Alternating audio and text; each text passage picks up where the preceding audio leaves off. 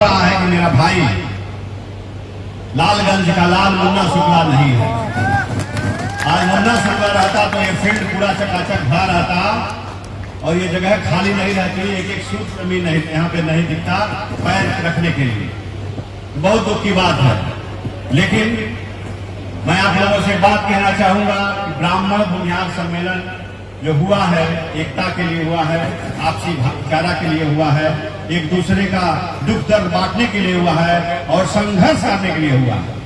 अभी तमाम वक्तागण ने बोला, तमाम लोग बोले, अभी आप लोग सुने होंगे कि हम लोग पहले क्या थे, आज क्या हो गए, पहले सदन में कितने सदस्य थे, आज सदन में कितने लोग बचे हुए हैं। तो जब तक एकता नहीं हुई, जनगणना हुआ ना, देखे ना, तो जनगणना में हम लोग को सबसे कम आंक दिया गया। ब्राह्मण बुनियाद मिला करके हम लोग कितना है भैया, 6% अभी जुड़ा लो ना, हम लोग 5% साल बाद लेंगे, हम लोग टोटल है 10% और 10% को घटाकर हम लोग दोनों को मिला करके 5.5-6% कर दिया। तो हम लोग की एकता नहीं है और सरकार हम लोगों को, जो सरकार आती है हम लोगों को कम आंकना चाहती है, तो हम लोग कम नहीं है। हम लोग सिर्फ यूनाइट रहेंगे ना तो हम लोग सब छीन लेंगे, ले लेंगे। हम लोग में दम है क्या? आज देखिए लालगंज का लाल मुन्ना शुक्ला हम लोग का भाई यहाँ से जो विधायक हुआ करता था, उसके बाद से उनकी पत्नी यहाँ से विधायक हुई और हमारे समाज की कुछ त्रुटियों के चलते हमारा भाई पार्लियामेंट में ना जा सका और पार्लियामेंट में लड़ना कर लिए कि उसको कहीं और पहुंचा दिया। तो वो दुख तभी मिटेगा जब यहाँ से चुनाव लालगंज की लाल मुन्ना शुक्ला की पत्नी लड़ेंगी, किसी भी पार्टी से लड़ेंगे। मैं नहीं जानता किस पार्टी से लड़ेंगी और जिस पार्टी से भी लड़े, निर्दल लड़े, किसी भी पार्टी से लड़े, सब लोग तन मन धन से एक एक कतरा खून बहा उनको मदद करके आप लोग सदन में भेजने का काम करेंगे। तब तो लगेगा कि लालगंज में जोश है। अगर आप लोग नहीं भेज पाइएगा तो समझिए लालगंज में जोश नहीं है। अभी हमारे बॉस चले गए सूरजभान सिंह जी। आप जान लीजिए कि सूरजभान सिंह हम लोगों के बड़े भाई हैं और कभी भी बड़े भाई रहेंगे। कभी भी हम लोग सम्मान किए हैं और सम्मान करते रहेंगे। वो रहे या ना रहे, उनके बारे में हम लोग अच्छा बोलते रहेंगे। अभी ज्यादा हमारे बड़े भैया हैं अभी महाचंद्र बाबू, वो बोलेंगे हम लोग संघर्ष करते हैं, लोगों को जितवाने का काम करते हैं। जब टिकट लेने का समय आता है, चुनाव लड़ने का समय आता है, तो जाति के चलते हम लोग को छांट दिया जाता है, अलग कर दिया जाता है और पार्टियां लगती है खोजने की, यहाँ पिछड़ी जाति की आबादी ज्यादा है, यहाँ दूसरे जाति की आबादी ज्यादा है, उनको दिया जाए। ऐसा नहीं है, हम लोग की आबादी होते हुए भी हम लोग अपना आपस में बटे हुए हैं, इसलिए हम लोग वहां से वंचित होना पड़ता है। हमारे समाज का किसी भी दल से कहीं भी लड़े, उसको मदद करके उसको सदन में पहुंचाने का काम करना है। बोलिए, पहुंचाइएगा ना हम लोग कहीं भी। और हमको भाषण वषण देने भाई आवेला ना, क्लियर है। हम लाठी मारने वाले लोग हैं, लाठी चलाने वाले लोग हैं, लाठी बोलने वाले लोग और सत्य बोलते हैं, सत्य बोलते हैं और सत्य के चलते हम आज बहुत पीछे हो गए हैं। तो महाचंद्र भैया हैं, वो भी भाजपा ज्वाइन किए, हम लोग लगता है भैया आसपास ज्वाइन किए थे, तब से आप भी घूम रहे हैं और हम भी घूम रहे हैं। और हम लोग को कब जगह मिलेगा ये तो भगवान जाने, लेकिन जगह हम लोग खोज लेंगे, जगह ले लेंगे। इस बार सदन में हम लोग जरूर पहुंचेंगे। आप लोगों से ही आग्रह करेंगे कि ब्राह्मण बुनियाद दोनों एक ही पेड़ के दो टहनी हैं, इसको अलग मत मानिएगा। दोनों एक माँ बाप की औलाद है, एक बड़ा है एक छोटा है। अब बड़ा छोटा कौन है आप लोग आग लीजिए, चाहे छोटा हम बन जाएंगे, चाहे छोटा आप बन जाइए, चाहे बड़ा आप बन जाइए, चाहे बड़ा हम बन जाए।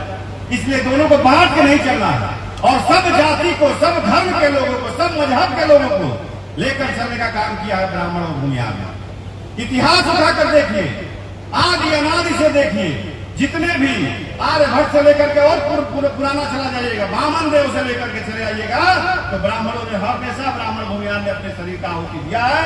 यहाँ तक कि जब भगवान को भी आवश्यकता हुई, भगवान को भी आवश्यकता हुई, तो दधीची ने अपने शरीर का बलिदान दे करके अपने शरीर को जो 3.5 हाथ का उनका हड्डी बचा, उससे भी 3.5 शस्त्र बचा, जिसका आधा गांडीव था और गांडीव की टंकार से धरती कांप जाती थी, वो आधा था। समझे ना, शिव का शस्त्र बना, ब्रह्मा का शस्त्र बना, विष्णु का शस्त्र बना, सब अपने ही पूर्वज के हड्डियों से बना हुआ। इसलिए अपने आप को आप पहचानिए। और ब्राह्मण भूमिहार की जहां तक बात आती है, हम लोग कभी राजा थोड़ी ना बने, राजा बनाने का काम किया। चाणक्य कौन थे? एक सूर्यपुत्र को उठाकर राजगद्दी दे दिया चंद्रगुप्त मौर्य को। कौन था वो? लोग कहते हैं आज जो पद पे पहुंच जाता है बड़ा लोग, वो लोग दूसरी बात समझाने लगता है और ब्राह्मण को यहाँ गाली का पात्र बनता है। क्यों? एक अम्बेडकर ब्राह्मण अगर ना होते तो बाबा साहब भीमराव को भी कोई नहीं जानता। बाबा साहब भीमराव को तभी जाना जब एक ब्राह्मण परिवार का आदमी उनको शिक्षा दीक्षा दिया, जिनका नाम अम्बेडकर था और सरनेम अपना दिया। तो ये बात बताना पड़ेगा।